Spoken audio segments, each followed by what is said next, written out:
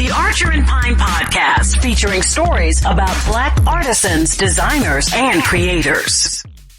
Welcome to the Archer and Pine Podcast. My special guest this morning is Dr. Marvin E. Gantt. He is one of our featured creators, one of our featured authors. His book is Stick With Your Kid. Dr. Gantt, welcome to the show. How are you? I'm doing just great. Glad to be aboard this morning. It's so funny. I said this morning, and actually, again, people listen when they listen, so it could be morning, evening, overnight. But again, whatever the case, we're glad to have you. And Dr. Gantt, you basically are based in Atlanta, and your book, Stick With Your Kid, is featured on our site, Archer and Pine, and you have your kids are special, and specifically one of your kids is actually the co-founder and CEO of Archer and Pine, so Morgan. So that makes us very special. Right. Absolutely. And I'm very proud of that too. Oh my goodness! And having a chance to work with Morgan, like they say, your children are expression of you. So, Dr. Gantt, tell us how you came to this title. Obviously, you're a dad and you're a husband, you're a parent, and the Stick With Your Kid. Why should we stick with our kids? Well, we should stick with our kids for a lot of reasons. But let me step back a half a second before I get into that. Give me a minute, because this particular book came about from a person who had an issue with children, with his child, all right? And it came about, I would say, very innocently, so to speak, because we didn't plan on having a therapy session, okay? But you know how the universe was aligning itself? And so one day, the right time, the right place, and the right people, brought forth some issues that people were really concerned about that usually they would keep within themselves. So on this particular day, we were working with a young man, and the father was there, and they'd been having a little bit of problems with him. And he saw that for some particular reason, he said, he seems to be enjoying himself here. He seems to be talking to people. He seems to be listening to people. And he jumped right in and started talking to his child among us as well, because that was one of the problems about that he was having. It was communication. It seemed like the child just could not listen. So the instinct of the parent to jump in when he saw the opportunity to communicate with him was overwhelming. He just got right in there. And then later he told us about the issues he was having. And then later we followed up on some suggestions. Once he found out that I was actually a teacher and I've been around some kids and I've done some coaching and different things. And we kept in contact, and we came up, and I gave him some suggestions, and he diligently kind of followed through. So that's where the story originated. And he told me, he said, you have to write a book about this. I said, well, I don't have time to write a book about, all these little incidents. He said, no, this is not any incident. You need to write a book about this. So that's how it got started. So I just want to let you know that. I love that. I love that. And in fact, like you said, let's take a few steps back and give us your history so we get to know who you are. So tell us, who you are. Well, I'm a person who's been raised by a great family, and a lot of other people. And I want to give a little,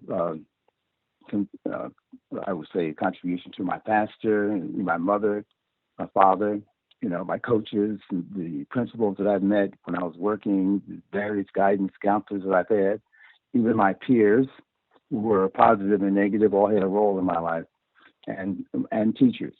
And this became an environment that I recognized that I was in the middle of. And in reflection, I can look back to see how positive and encouraging they were. And I also was surprised at some of the things I was trying to achieve that was way beyond, my personal vision or really capabilities, It's like, so these people encouraged me. They gave me direction. And actually they seemed to come right at the point where I needed help, Here comes the coach with the right thing to say. And then here comes my father with the right thing to do. And here comes my mother reminding me of this and that and the other. And here comes the pastor telling me I need courage and strength. And here comes, even some friends say, hey, you can do this. So that became my environment. That's part of who I am. And so I try to turn around and share some of that with people so that, and especially if you're going to be a parent. I mean, that's a whole nother entity of life. They're human beings, and then there are parents. and, and one can be the other, okay? But when you become a parent, different things enter into your life that are really out of your control. You have this chemical and spiritual connection. You have this connection and responsibility. You got the physical and the day-to-day connections. And it's really a challenge. But on the other hand, it's a tremendous opportunity to touch all these abstractions of uncertainty of life with your heart and your soul. So that's why I wrote this book, Sick with Your Kid, and I'm having some sequels, because I really couldn't say all I wanted to say in the book. I didn't want it to be a manual, but I did want it to have some experience.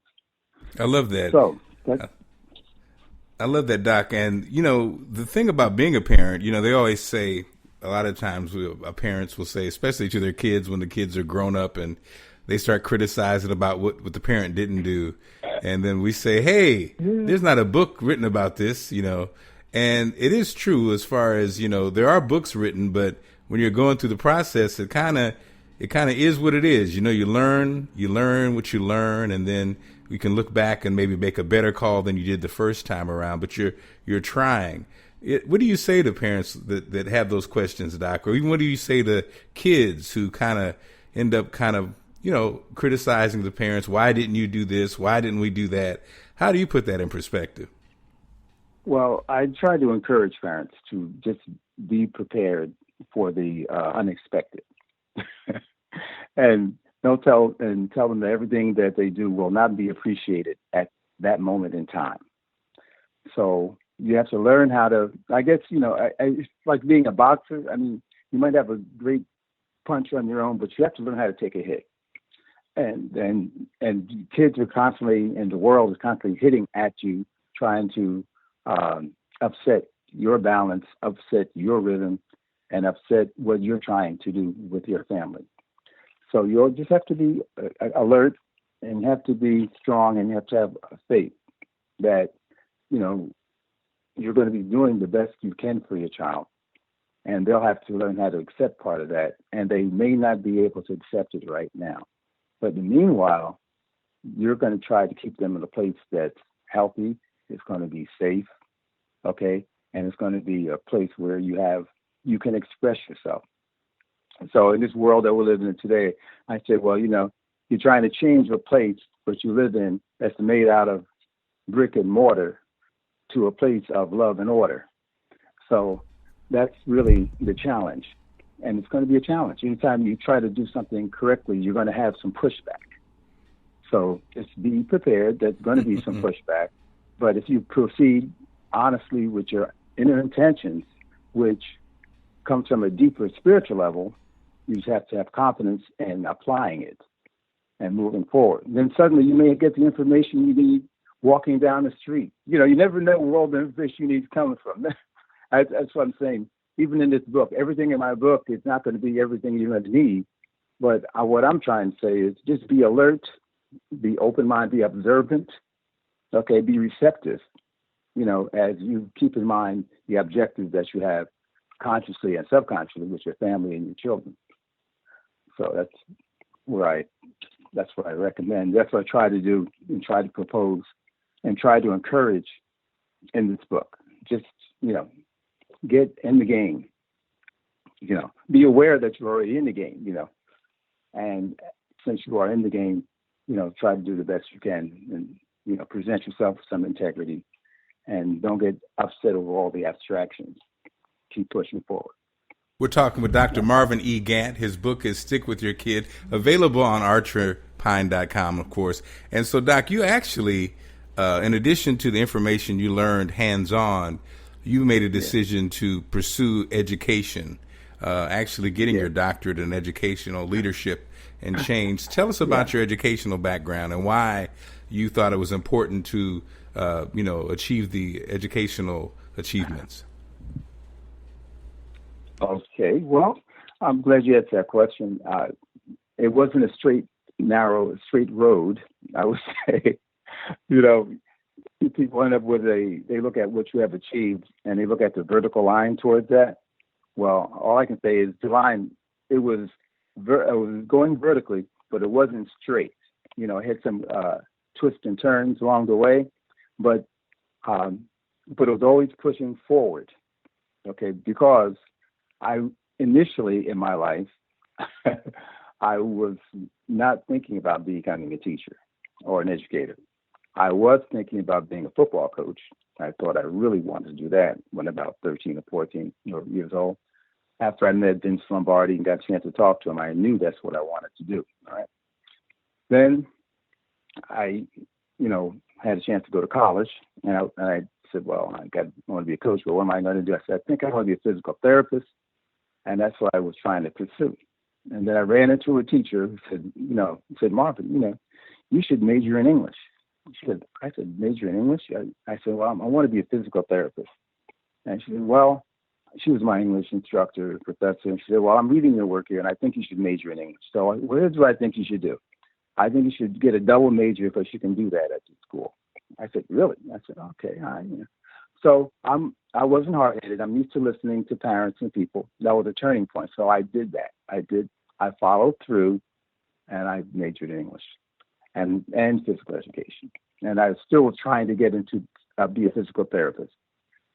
It didn't happen because the waiting list back in the day to go for further in your education to be a physical therapist, you have a master's degree, and there was a waiting list, and the only school you go to at that time was NYU, and they were like 3 years to get in. That's if you were accepted.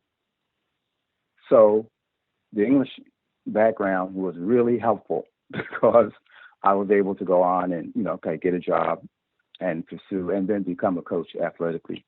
And I moved on from there.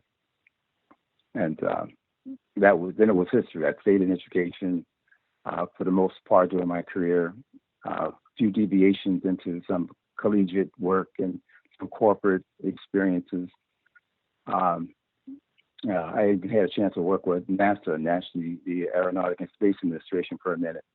And it was really, I think, just experiences along the way that helped me become the person who I am. It's given me some insight and increase some of that intel that I needed to have to deal with people and myself. I love it. I love the combination of you had the experience in life, you pursued your dreams, but at the same time, you took some different turns, but still were able to fulfill those dreams. That's very important. And I think that when you're that parent, it helps too, because you fulfilled a certain aspect of your life and you kind of have a certain energy, I think, that can really act as an advisor to the kids, because sometimes I notice parents who have dreams that they didn't pursue or unfulfilled dreams sometimes either push them on their kids or they almost have I won't say envious, but a certain energy around the kids. Yeah, right.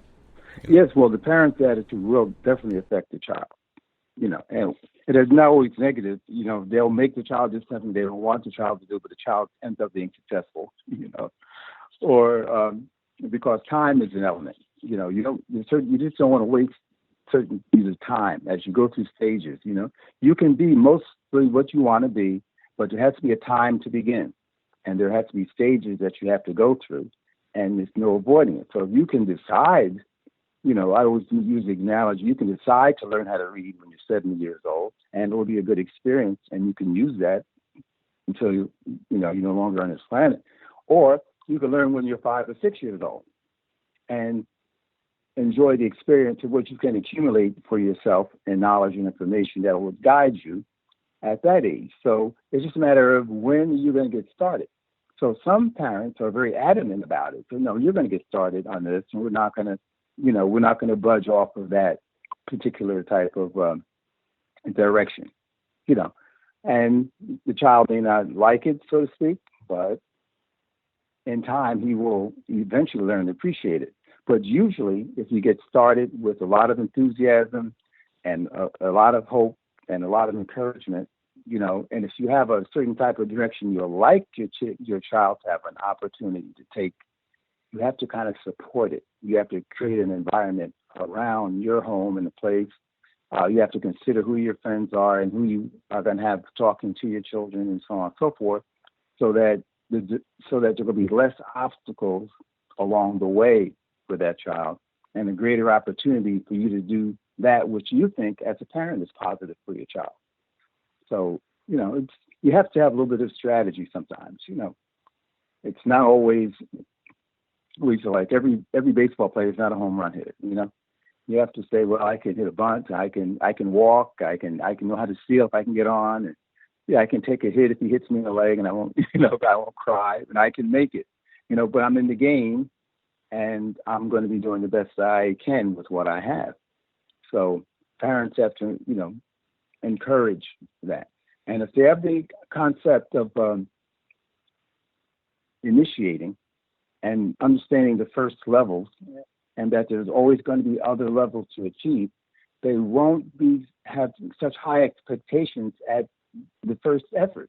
You celebrate the person's beginning and their start.